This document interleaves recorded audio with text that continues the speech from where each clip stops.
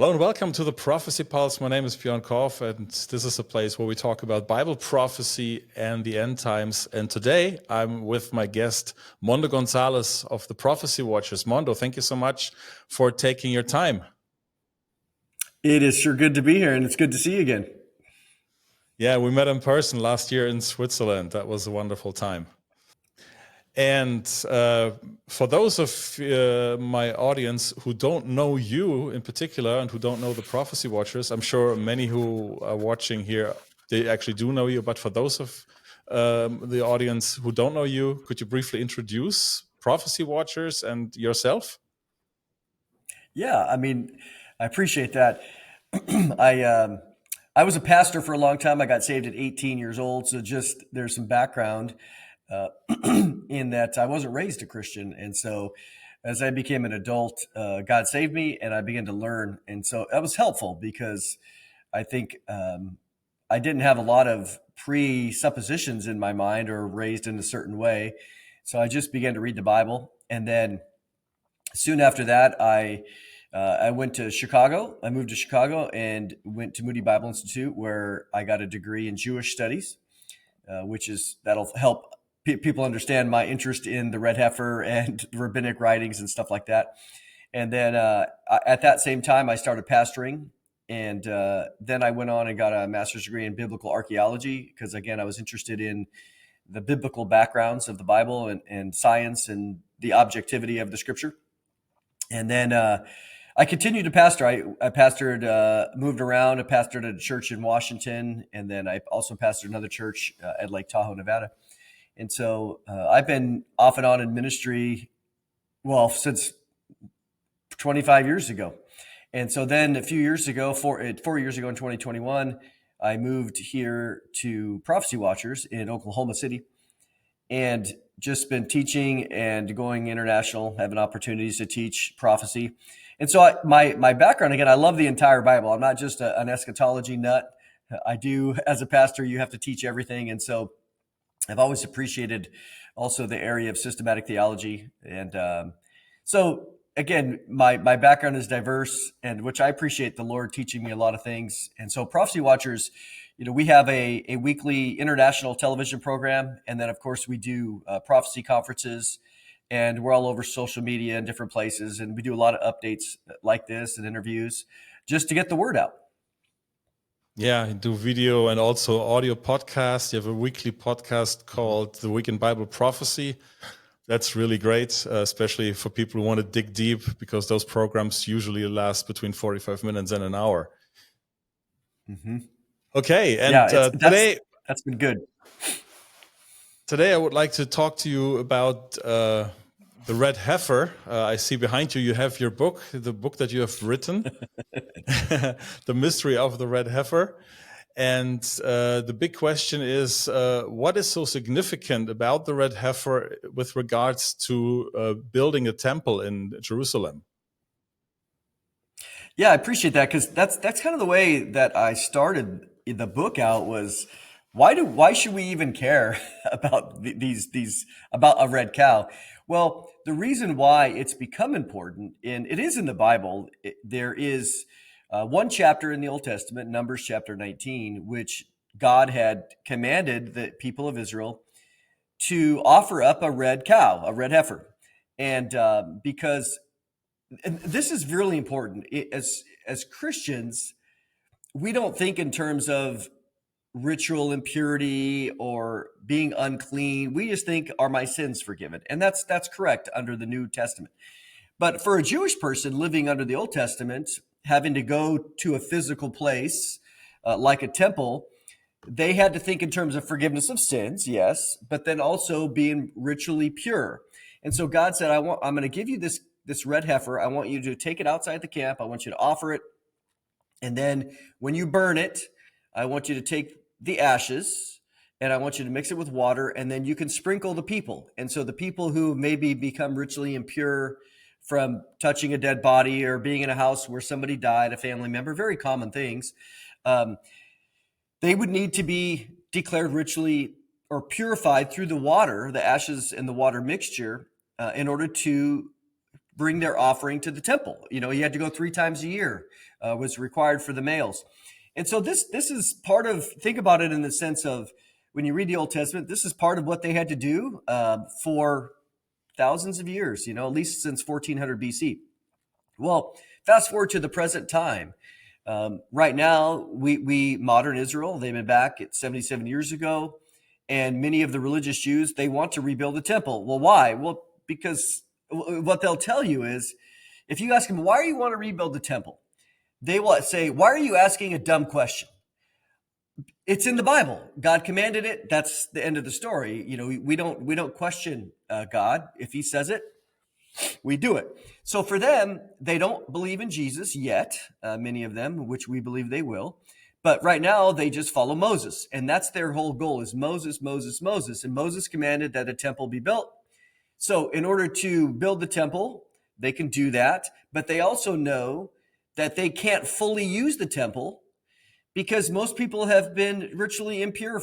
They're ritually unclean. And so they need the red heifer in order to regain the ability to get some ashes, in order to sprinkle the people in the area and everything else, so that the temple could be in full use. And so prophetically speaking, and I'll just kind of stop here, prophetically speaking, we know, according to Daniel, John, Jesus, and Paul, that in the end times, a temple would be in use. And so the fact that the scriptures prophesy this, and then, of course, there's a whole bunch of things that have been done already. We could talk about that too. So the fact that all those things have been done, and they would love to build it anytime, but then also they are making progress on the red heifer. It just shows you, wow, we are living in exciting times. So it has to be a clean and pure red heifer. Did they add some extra rules to this, or does the Bible tell us exactly what it has to look like? Yes, that's a good distinction, because so in Numbers 19, you have several requirements, which are very, I would say, kind of generic. It just says bring a para aduma, bring a red heifer. So that right there is not a calf. That there's a different Hebrew word, eglah, for calf. So this is a para, which means an older, a non-calf. And so it says, okay, bring a red heifer. It has to be red. It has to be unblemished. It has to never have been any work on it. So it can't be unyoked, is the way it says it. And so those are kind of the basics. But then through the years, you have within Jewish thinking, or rabbinic, mainly the Pharisees, what we would understand in the New Testament as the Pharisees. The Pharisees, they had their own ideas or their beliefs of what they call the oral law, the oral traditions. They believed not only did Moses write down the written law that God, but he also gave the oral law, which helped explain how to fulfill those commandments. And so you see this in the Gospels, in Mark 7 and Matthew 15, where Jesus often had challenges and arguments with the Pharisees about the oral traditions. And what the way it's labeled there, it's called the tradition of the elders. And so Jesus, I don't think he was 100% against the tradition of the elders. He didn't quote it as authoritative, but he also called them out on times when their traditions ended up violating the word. And so he was upset about that. So in their traditions, they added these extra rules. And generally, the traditions, they had good intentions, because their desire was, okay, if the cliff is here, and that's the following off the commandment, well, then let's build a fence over here of a rule. And then if we never violate the rule, we'll never get close to jumping off the fence or going off the cliff. And so their desires were, I think, well-intentioned for the most part. And one of those, so they would say, okay, well, if it's red, if God says bring a red heifer, well, this is what we're going to do. How we're going to make sure that it is completely red, where in the sense that you can have a black hair over here and a single black hair on this side, maybe the head or the tail. But if you have more than one non-red hair out of the same follicle, then it's disqualified. Well, The Bible doesn't say anything about follicles, but they began to add these things on there, again, in order to make sure that they really fulfilled it. Another one, just as an example, is God said that the red heifer couldn't have a yoke on it. It couldn't have worked. Well, they think, oh, let's make sure. So now let's put nothing. So if you even threw a blanket over on the top of the red heifer, now all of a sudden you violated the rule. And so they would say it's disqualified. So they have amplified the biblical commandments to many, many layers and levels right now, which makes it extremely difficult to find a qualified red heifer. They have upped the standards on all these. And so that's really one of the challenges that they've had until recently.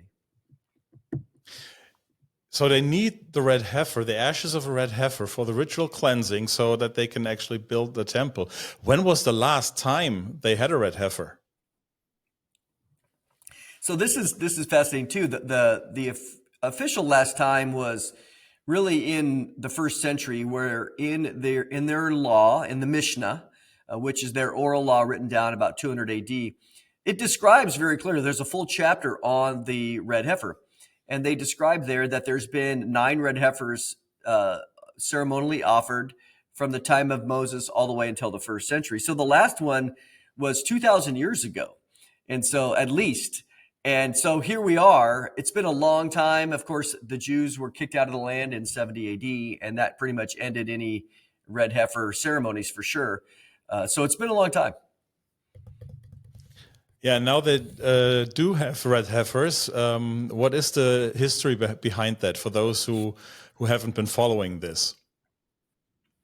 Yeah, so the fascinating thing about it is once the Jews, the modern Israel, once the Jewish people gained sovereignty over the Temple Mount, that happened in 1967 during the Six-Day War, that really began the Third Temple movement. You had the Temple Mount Faithful movement, started by Gershon Solomon back in 1967. Then in the 80s, you had the Temple Institute began, and then you have other groups today that are still part of this.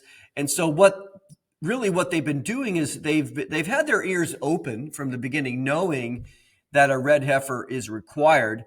And so it really became very prominent in the late 80s, and then even into the early 90s, where you had Rabbi Richmond of the Temple Institute actually fly over to America. This was the first time. He flew over to a ranch in Mississippi, a rancher by the name of Clyde Lott. And Rabbi Richmond visited there and looked at a red heifer and was like, wow, okay, this is looking good, and did some examinations of it. Well, that red heifer ended up being disqualified later because of various reasons. And so they've been looking and had their eyes opened. And so you through the years, the last few decades from the 90s, you've had maybe one appear and be like, oh, could this be it? And then it's disqualified. And even, 2018, 2019, well, then things came to a head in 2021 when the Temple Institute had gone to a gentleman named Byron Stinson. And Byron Stinson had been doing a lot of work in Israel on various projects. He loves Israel. And so he has a home there in Bethlehem. And he joined with Rabbi Yitzhak Momo of the Boneh Israel group. And so he was blessing Israel in a variety of ways. And then the rabbi said, hey, one of the things, maybe you could help us with this. And he said, well, how can I help you? And they said, there's a lot of cows in America. Okay. So can you, certainly more than Israel, can you go and try to find us a red heifer? And he said, absolutely. So he was not a rancher himself. He owned a trucking company, but he, of course, living in Texas, he had access to a lot of ranches. And so he began to put out ads in newspapers and text messages and magazines looking for, hey, is anybody breeding any red Angus? Well, then in 2021, through another gentleman, Robert Mawiri, they were able to come upon the Triple Creek Ranch, which is by Ty Davenport, who Ty himself had been raising red Angus from the 1980s, but no one really knew about it, or in the sense of he wasn't prominent. Well, then he got on the radar through some connections. and they were able to bring over 5 young red heifers under a year old. They arrived in Israel September 15th, And that was of very costly, right? 2022. It was very costly, and what each of those cows ended up were $100,000 each, and then the cost to bring them over was a couple $100,000. And so you got $700,000 just in some of the minimal costs to bring them over. Well, that's the big deal. And so September 15th, 2022, it made the news, international news. 5 red heifers flown from America, landing in Israel in order to fulfill prophecy. Well, they weren't old enough yet. This was 2022, so they were just under 1 year old. According to rabbinic teaching, they need to be 2 years and 1 month old. So that happened. I know exactly when they were born. They were born October of 2021. And so what you have, they became of age in November of 2023. And so now, I'll just say this, that's the first time in 2,000 years that not only did you have 1 red heifer, but you had 5 that were at least qualified in a preliminary way. Yeah, and then time went by, and then of course we know the situation with Gaza came along. What is the situation with the red heifer now? We heard that they apparently were all disqualified, and then they had a rehearsal. What is the status now? So I'll give you, I talked to Byron Stenson on the phone 2 days ago. So he called me up. So I'm giving you the latest, greatest information here. So let me just back up for a little bit. A few months ago, Byron had told me, even longer, 6 months ago, that 2 of the 5 had become disqualified. So basically there were 3 left. And he said, back in April, I was with him at a museum up in Kansas. And I said, "Oh, hey, Brian, what's the update on the heifers?" And he said, "Well, there's 2 that are fully qualified. There's actually 3 that are fully qualified. One of them just is not as red as the others, but it's still qualified." Okay, so this was Byron's perspective. Well, then when you come to there was an interview that was done in around May, when there was an interview in Hebrew with the main rabbi, Ariel, from the Temple Institute, and it went international, primarily by the journalist Adam Berkowitz, who writes for the Israel 365 News. He's been covering the temple developments for 10 years. Well, in that interview, the rabbi said, "We are currently unsure whether we have a qualified red heifer." Well, okay, that's a big deal, because now all of a sudden it brings into doubt whether even the 3. But notice what he said, and I interviewed Adam about this, and notice what he said. He didn't say we're 100% sure. He said we're unsure whether they're qualified. So that's the development. Well, then later, here in June, July, the Temple Institute came out specifically and said all of the 5 are disqualified. Well, so now we have a problem. We have the Temple Institute saying they're all disqualified, and we have Byron Stenson, who owns the cows, basically him and Boneh Israel. He works with other rabbis. He says, no, there's still some that are qualified. So you have this kind of disagreement or conflict. So, my goal is kind of just to report the news. And so, what do? You have 2 people that are in authoritative places that are speaking different things. And so then on July 1st, this is what Byron told me. So Byron told me this a couple days ago, that they have done at least 3 practices of a red heifer ceremony. And so he said these were not with the red heifers. These were just with normal cows, black cows, whatever. But they were doing it in order to practice it. And the priest, who is ritually pure, he was never been contaminated in a hospital. He was not born in a hospital. So they have done practices. Well, then finally on July 1st, they decided to he said, we took the best of the red heifers and we performed the ceremony in Samaria with the priest. The rabbis checked it. So according to these rabbis, it was pure. Well, according to the Temple Institute, there's no pure. So now you have this disagreement, but Byron said, look, we took it, Mondo. It was pure. There's rumors. Some people say that it was bit by a dog. And I asked Byron, hey Byron, I'm hearing rumors that it's bit by a dog. He said, no, Mondo, that's not true. It was the best of the best. It was pure. There was not. It was pure according to the rabbinical rules. Okay, so they do the ceremony. Of course, they have publicized that since. But what Byron said very clearly was that it was done according to the commandments of the Bible. What he didn't say, and he was articulate, he didn't say that it was done according to the oral tradition rules. It was done according to the biblical tradition, which it was read, it was done in Samaria. So what's the conflict? The conflict is, according to the traditional rabbis, their traditions, it has to be done on the Mount of Olives. End of story. No exceptions.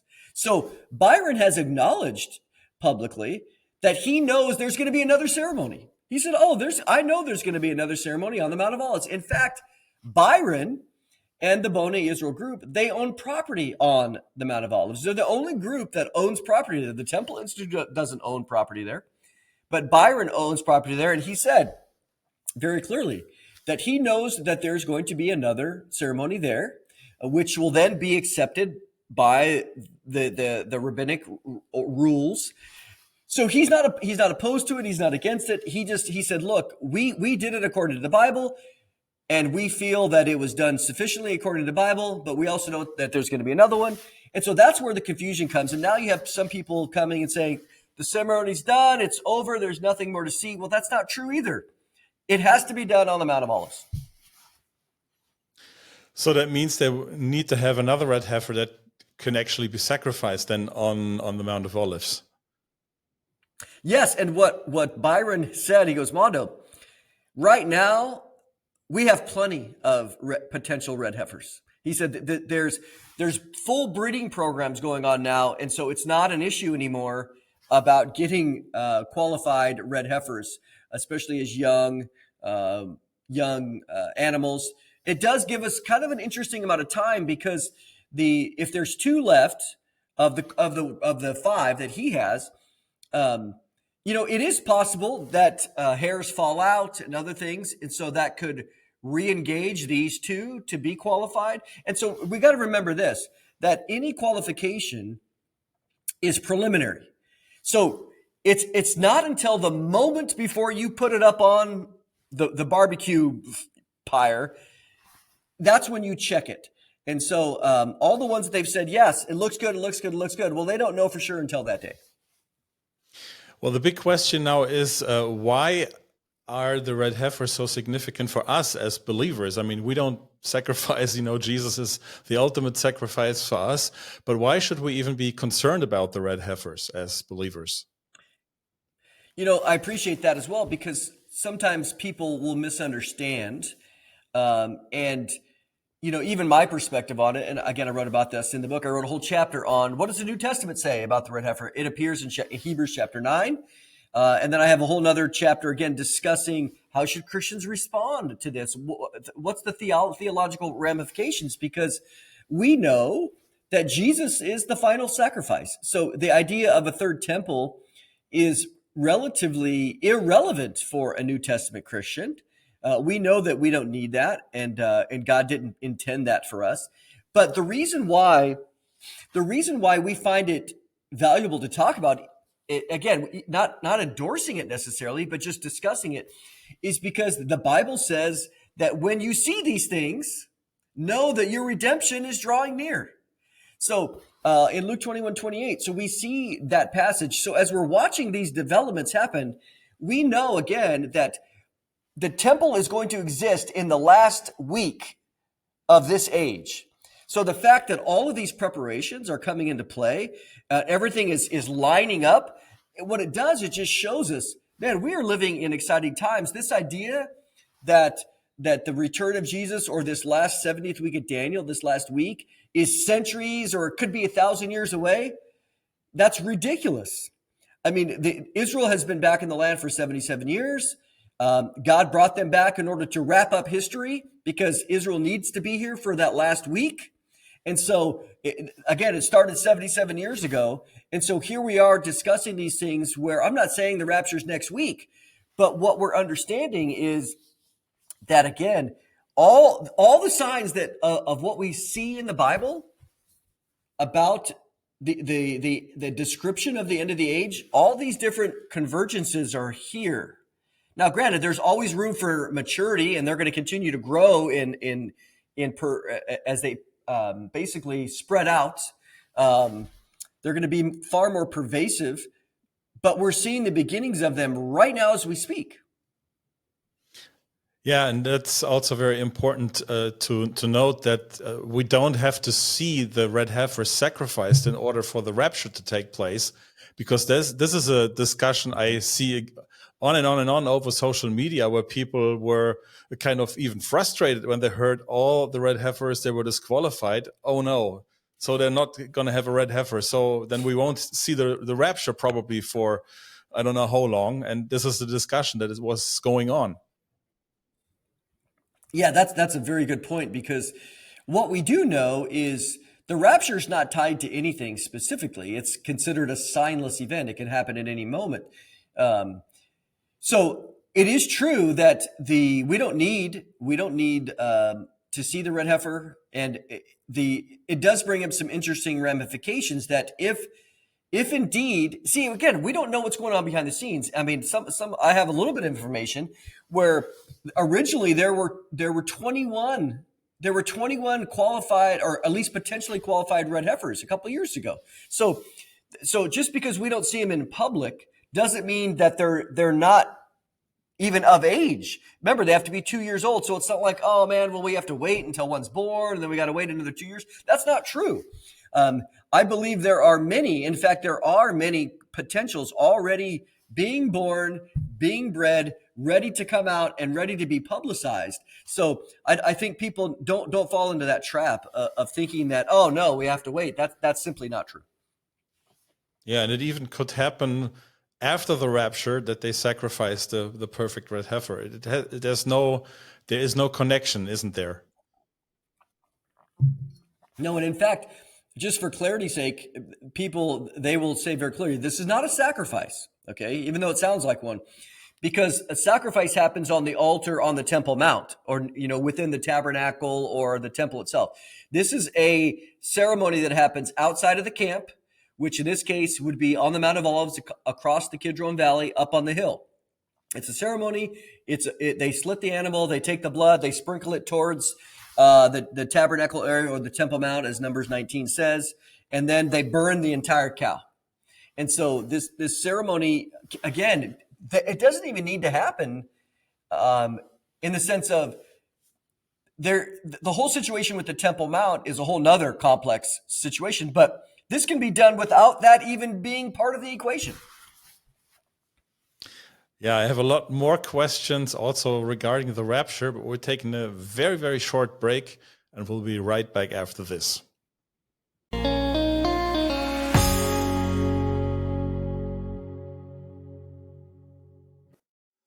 We live in times of great uncertainty, fear, and confusion. And children, perhaps more than anyone, feel the weight of it. That's why now, more than ever, they need hope. A hope that is unshakable. A hope that is only found in Jesus Christ alone. Purzel Radio, our Christian children's radio ministry, exists to bring that hope across the German-speaking countries into the hearts of children and even their families. We want children to know that God is real and that He deeply cares about them. Would you consider to become a partner and a supporter of this ministry? Become a monthly donor, give weekly, or send us a one-time generous gift. Every contribution counts to bring that message of hope, the gospel of Jesus Christ, into the homes of children and their families. Thank you for being part in planting this hope into the hearts of children. God bless.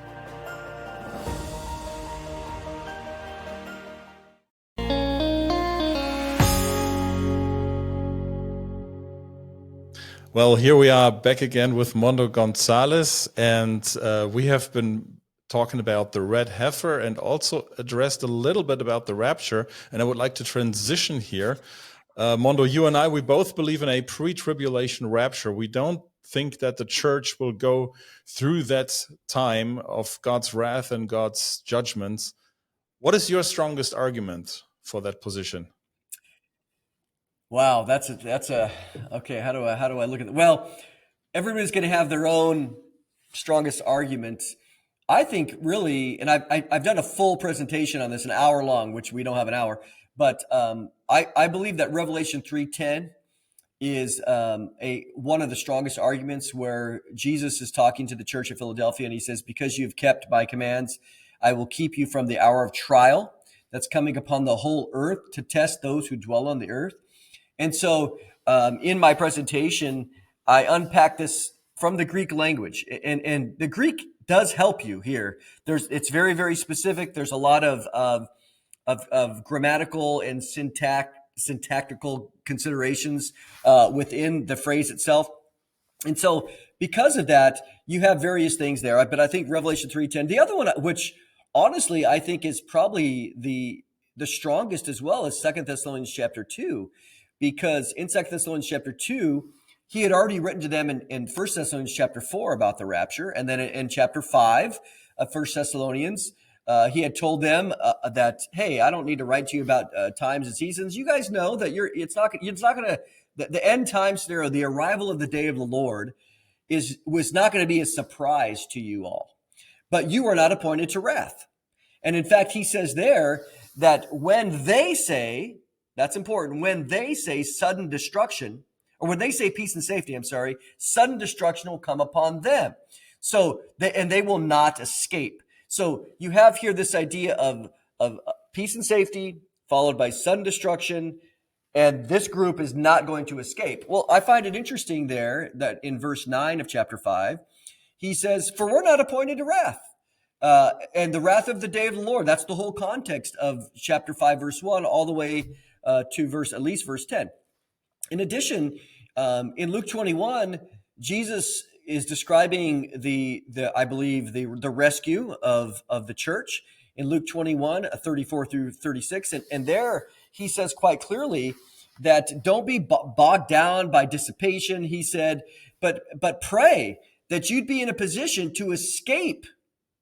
He uses the word to escape this trial that's coming upon the earth. It's going to come like a trap. He goes, but pray that you'd be in a position to escape and to stand before the Son of Man. So when people accuse us of escapism, I think, well, the word is in the Bible. Paul said there's a group that's not going to escape. They're going to be saying peace and safety, but sudden destruction is going to come upon them, and they won't escape. But Jesus says this group over here is going to escape and stand before the Son of Man, and is going to escape what? This time of trouble, that's going to come upon people like a trap. So if you put those two together, 1 Thessalonians 5 and Luke 21, they fit very, very perfectly. Both mention a group that's not going to escape and a group that is going to escape. A group that's going to be destroyed unaware, and then a group that is aware, and they're going to escape out of that situation. So when you take all of those with Revelation 3:10, and then you come to 2 Thessalonians 2, Paul is writing to the disciples there, again, the church, and he had told them, again, what he's told them in 1 Thessalonians 5, because in 2 Thessalonians 2:5, he says, hey, I already told you about these things, but he reminds them, hey, about our gathering to the Lord Jesus. He said, this is my paraphrase, why are you guys freaked out? He said, look, don't be shaken in your mind. Don't be freaked out as if I wrote a letter or there was a spiritual revelation, as if the day of the Lord has arrived. He said, don't you know that? He said, look around. Do you see the rebellion? Have you seen the Antichrist? And he says, come on, guys. If you haven't seen the rebellion or the Antichrist, then clearly you're not in the day of the Lord. So why are you freaking out? So the fact is, we need to ask the question, why were they freaked out? Because otherwise they would have been like, okay, here it is. Let's go. We got to toughen up. We have to survive. We're going to be here the whole time. Therefore, what Paul didn't do was to train them. Listen, guys, The Antichrist is coming. The rebellion's coming. You're going to see this, but I want you to hunker down. I want you to be strong. I want you to hang in there.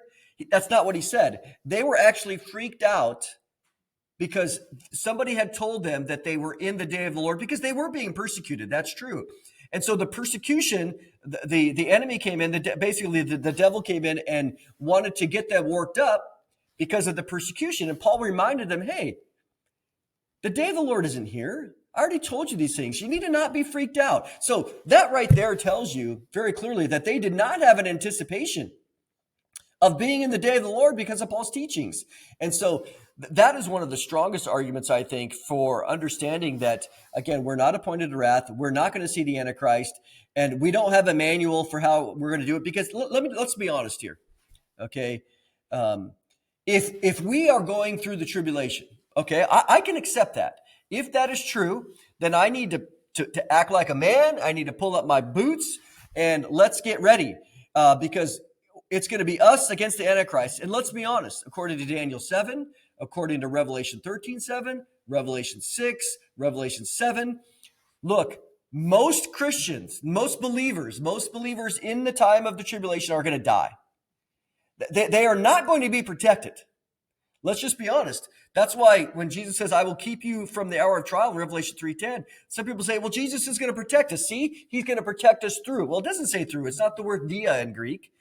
It's kept ek. It's kept out of. But the fact of the matter is, let's be honest, that's a contradiction. They interpret that as saying Jesus is going to protect us through the tribulation. That is simply not true. Most Christians, most believers are going to die during the tribulation.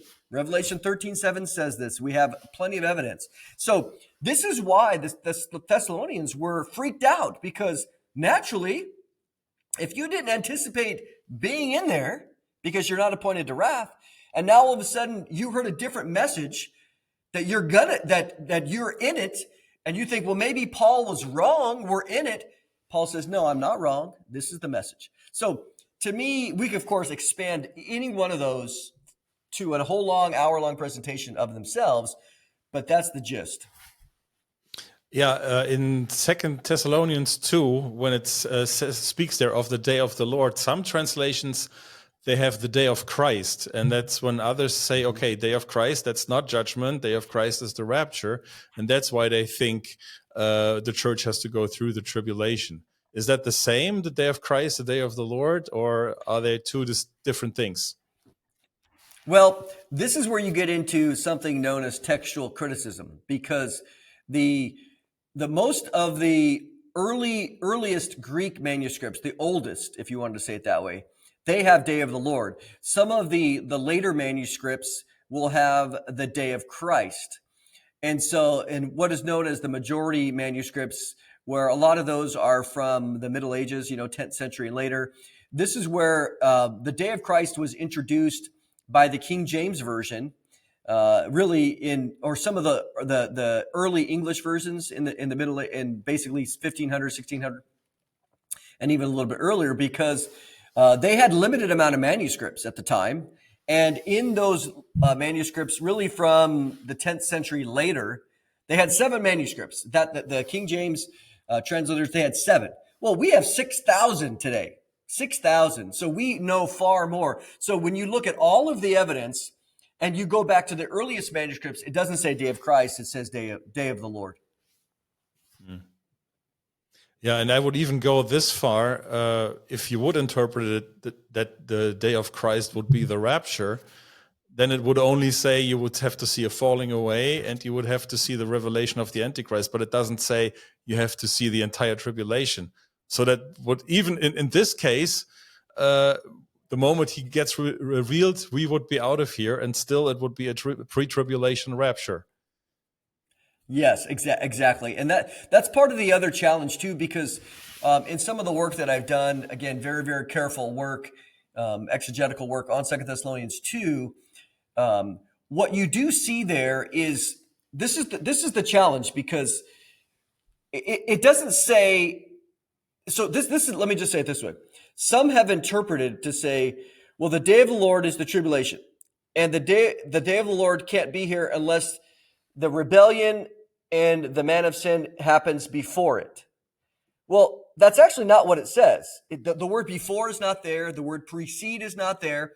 It just says that the first event of the day of the Lord is the rebellion and the man of sin, which makes perfect sense because in Daniel 9, verse 27, as it relates to the 70th week, the 70th week begins.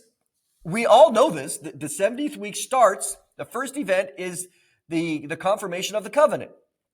And so that makes perfect sense with Daniel or 2 Thessalonians 2, because the first event involves the revealing of the Antichrist and a rebellion. So you have there, so the day of Christ, that would be a little problematic for me because what it would be saying is the first event of the rapture would be the Antichrist being revealed. Well, actually, I don't think so. I think that the rapture is here. It could be 1 second before. Because here's why. If the day of Christ is the proper interpretation, let's just say it is, and it means the rapture. Well, now we have a sign. The rapture can't happen until that. Well, the rapture's signless. Remember? So that takes away imminency. And I think that the teaching of the rapture being signless, that nothing is required, that would contradict. I believe that should be true because it can happen at any moment. But if the day of Christ is the proper interpretation, now we have a problem. Now we have two events that must happen in connection with the rapture.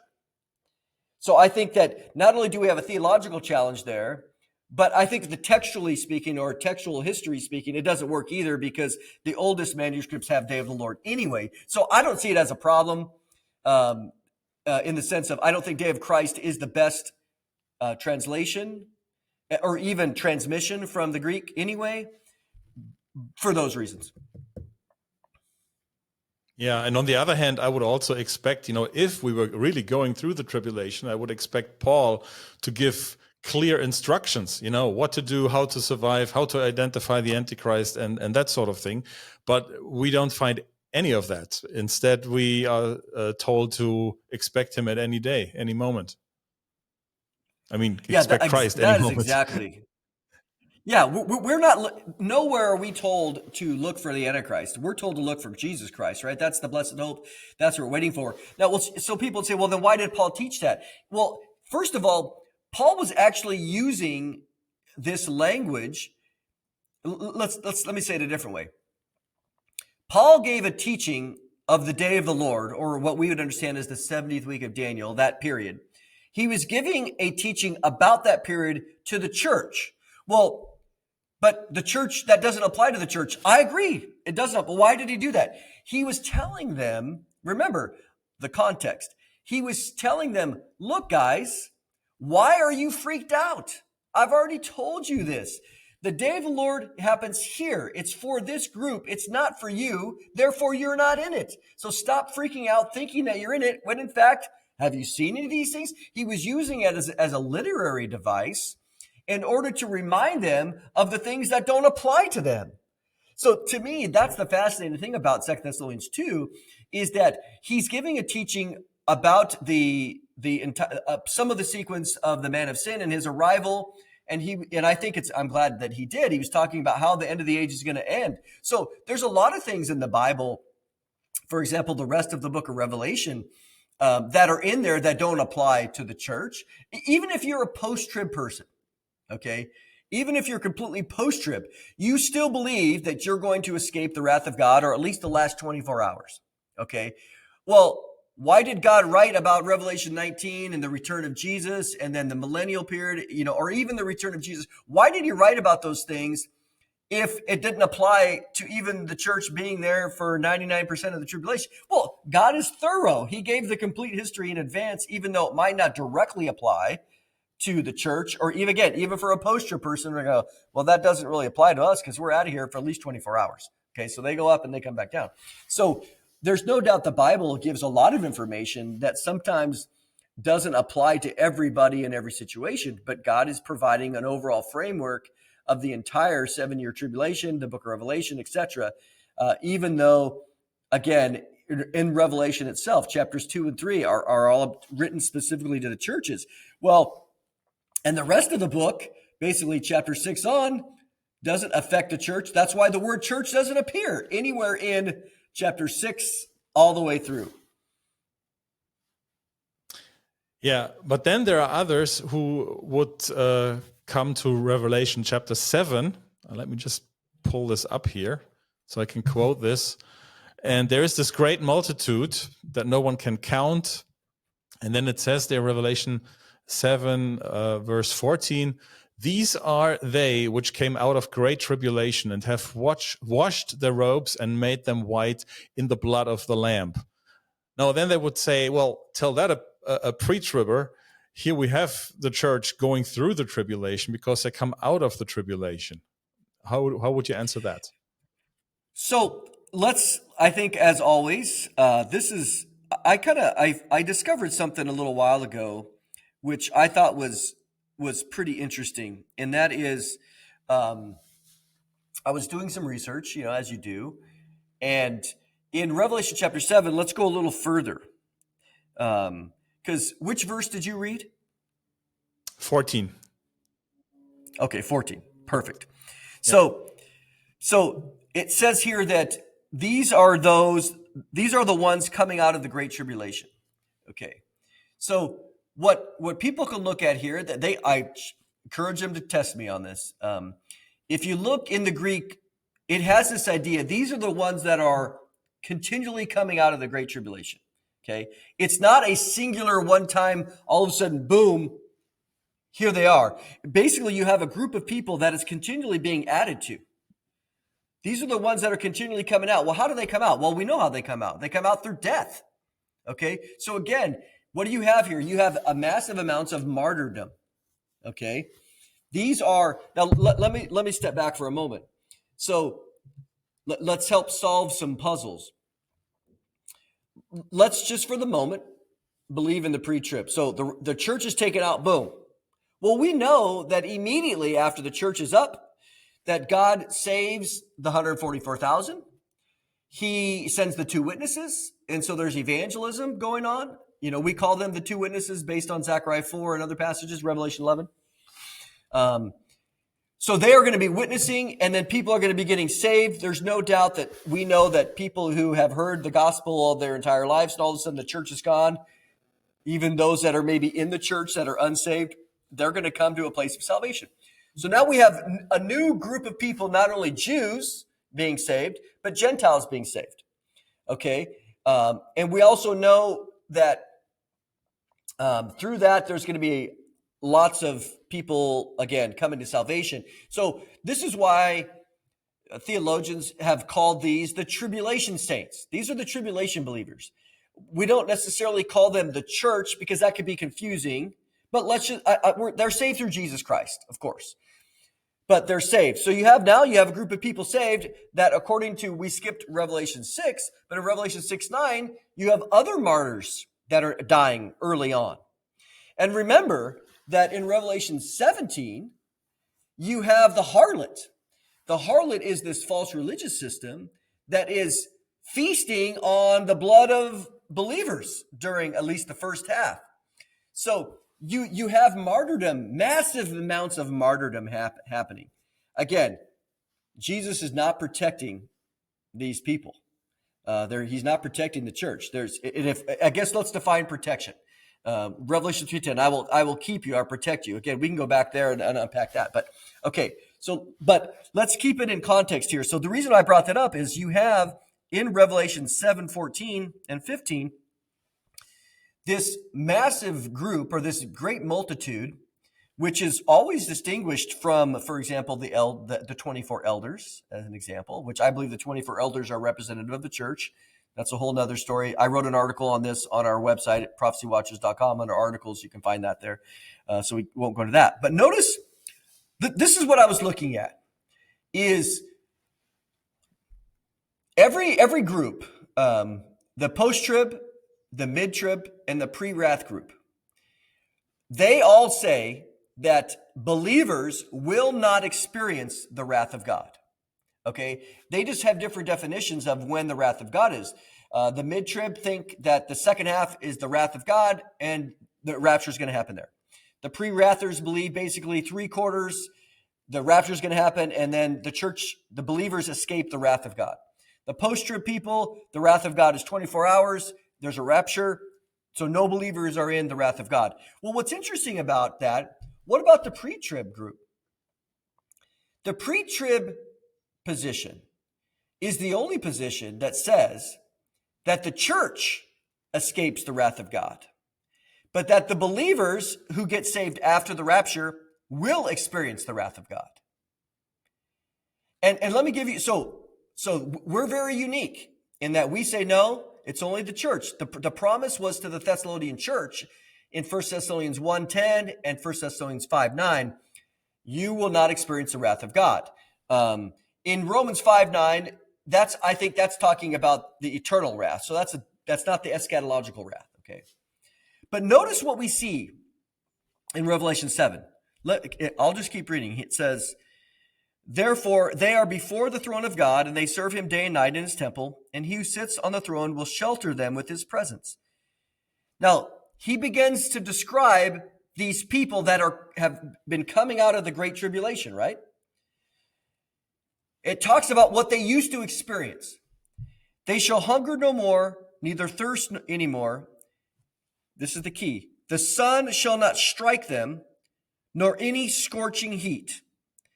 For the Lamb in the midst of the throne will be their shepherd. He will guide them to springs of water, and God will wipe away every tear. The key is verse 16. They'll neither hunger. So what do you have? During this time period, these believers are hungering, they're thirsty, and the sun is striking them, and scorching heat is striking them. Well, if we go to Revelation 16, which we don't need to, people can look this up for themselves. If you do a word study of the Greek words there, scorching heat and striking them, the heat striking them, it only appears here and in chapter 16. It's very specific Greek words. They appear here and in Revelation 16, verses like 8 and 9. Well, what's 8 and 9? Those are the bowls of wrath. What's my point? Everybody says that the bowls of wrath are only going to be applied to unbelievers. Remember, all those other positions say believers don't experience the bowls of wrath. That's God's wrath. We're spared from that. According to the pre-trib, we say no. Believers, the tribulation saints, are going to experience that. They're not promised deliverance from that. Only the church is. That's why they're raptured out. Well, in fact, if you compare this group, it says clearly they have experienced the scorching heat, which is the wrath of God. Now, guys, this is crystal clear. If you're a mid-trib, if you're a pre-wrather or you're a post-trib, your view doesn't stand. This group experiences the wrath of God. You say that they don't. They do. It says it right here. So this great multitude is one that is there experiencing the wrath of God in contradiction to 1 Thessalonians 5:9 and 1:10. So now we have a problem. And so to me, when this was a couple of years ago, again, I was doing some work and I was like, what's this? I want to look at this word. I want to look at this group. And so I began to analyze all of the things about this group, and you can search for Greek words and you can look at that. And then it brought me right to Revelation 16. And I thought, this is extremely important, because if you want to know who this group is, this cannot be the church. It's a group that experiences the wrath of God, the bowls of wrath. That's very important. Yeah, that's very powerful. Also, I think the argument is a straw argument if you say the multitude is the church going through the tribulation. But if that were the case, you would have to prove also that there were already believers before the tribulation began. And there's no support for that either. Absolutely. I mean, again, it goes back to, Revelation 3:10, I will keep you. So everybody, the non-preacher position says, that means, what does that mean actually? Well, it means Jesus is going to protect you. He's going to protect you through the tribulation. And you go, can you tell me what protect means? Does that mean that like spiritual protection? Well, I already have that. I mean, I believe in eternal security. Like if you truly are saved, you're going to be saved forever. So that doesn't really help me. This is supposed to be an encouragement. I'm going to protect you through the tribulation. Oh, yay, Lord, thank you. What does that mean? Well, you're going to die. You're going to be hungry. You're going to be thirsty. You're going to have the bowls of wrath poured out on you. But don't worry, I'm protecting you. I'm going to keep you saved. That doesn't give me really any encouragement because I knew that already. Let's just be honest. Their definition of protection is different than what the text is saying. Protection means I'm going to keep you from the hour, from the trial, from the people, from the very earth itself. There's 5 definite articles, and this is where, again, in that presentation, I look at it in the Greek. It's very interesting in the Greek. He keeps us from all of those things, from the very earth itself, which means that we're actually protected. We're actually literally, physically protected away from this time. Yeah, so evacuated. I just think, come on, guys. Evacuated, yes. I mean, I just think, I don't know, do you take comfort in that passage that you're going to be protected when in fact, what do you mean by protected? And I think if they think it through, they'll realize that it's not really that much of an encouragement at all. Because you're still, Jesus in a backhanded way is saying, the best I can offer you is I'm going to keep you saved spiritually, but you're going to go through a massive amount of hell on earth. Yeah, exactly. Wow, that's very powerful and also very encouraging because it really shows where our blessed hope really is, because Jesus could come any moment and take us home to heaven. And really that is our motivation to go and preach the gospel. I mean, if we would have to go through the tribulation, I would not really be encouraged and motivated to share the gospel. I mean, and in many ways, yes, we try to tell people that, look, you can be eternally saved. And you know what? Life has troubles. No, I mean, John 16:33, Jesus said, hey, look, in this world, you're going to have trouble, but be of good cheer. I've overcome the world. So we have that hope, and that's the constant hope we have now. But the eschatological wrath of God, this judgment, this time that Jesus said is the worst time in the history of the world, of humanity, he says, pray again that you would be in a position to escape these things. I mean, I want to read it so I don't get it wrong here. It says, stay awake at all times, praying that you'd be in a position to escape all these things that are going to take place and to stand before the Son of Man. For it will come upon all who dwell on the face of the whole earth suddenly like a trap. So this is the motivation that we have is, hey, guys, Jesus said, you can escape all these things that are coming upon the whole earth that's going to come as a surprise. This is exactly what he said in Luke 17. It's going to be like the days of Noah and the days of Lot. They were unaware, and they came, and judgment came and on them when they were not prepared. They were just living life normally, and judgment came, destruction came swiftly. Yeah, Mondo, thank you so much for sharing all of this. I hope this is really encouraging for people who are watching. Thank you for taking the time. Please let us know again where people can find you, where people can get a hold of your content and also of your book. Yeah, absolutely. Again, if people want to understand the Red Heifer, you can get it from Prophecy Watchers. Again, I don't make any money on it, so people can get it there. Again, this is going to happen. And the reason I wrote the book is to equip the church so that when this thing happens, I want them to be equipped and be like, let me tell you what that means. So they would be able to explain the background, the entire background to this, not only just to the Red Heifer, but the entire Third Temple movement. And so that's why they can find it at prophecywatchers.com. Of course, they can find it at Amazon if they wanted to go there. There's an ebook there too. I know international. That makes it easier. But again, the goal is to be equipped. The rest of the stuff that we do, again, prophecywatchers.com, you can just simply click on where to find us. And we have all of our social media, again, the podcast. And of course, join us in Germany. If people are going to be there, you can go to our events tab, the events link, and you scroll down and you can see all the information about where we're going to be in Europe in the next couple of weeks. Yeah, we'll make sure that I have a link there for that as well, so people can click on that. Thank you so much, Mondo, and God bless. And if you guys are watching on YouTube, make sure to go on prophecypulse.substack.com for more content, because you'll also find some articles there. God bless, and thanks for watching.